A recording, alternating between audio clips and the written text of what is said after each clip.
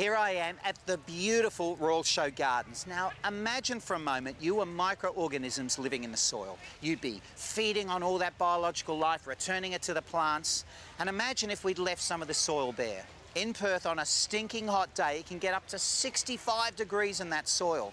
And that's going to be enough to kill all that biological life, destroy the root systems of your plants, and of course, it's going to ramp up your water use. No wonder we coined the 11th commandment, which is, thou shalt never leave the soil bare. And we have declared that mulch is the insulation for your soil. Now, getting it right has not always been easy because there are lots of mulches on the market and not all of them are as good as this.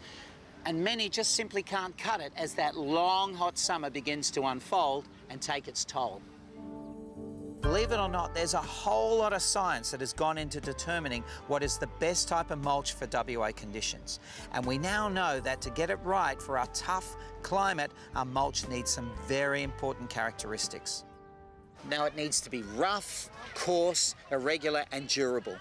Now this is so important because this design gives it the ability to survive the summer and of course protect that soil through the long brutal months. But remember, with all these coarse irregular shapes, there's plenty of air so the water can get down into the soil, which means it's protected from the sun.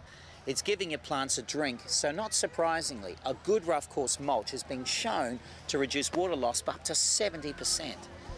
Always remember to go for quality. Look for the Australian Standard certification as well as these two symbols. This is your best chance of ensuring your product will be disease and weed free and it will actually work to reduce your water use in the garden.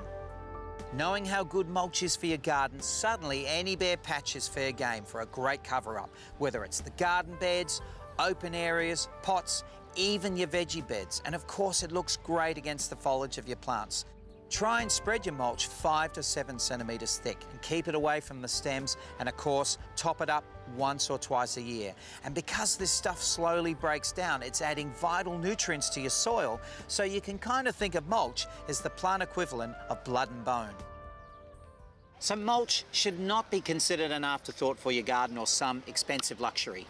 A good quality mulch should be front and centre of a strong water-wise garden this summer. So get down, get dirty, get mulching, and please lose that bare and unprotected soil.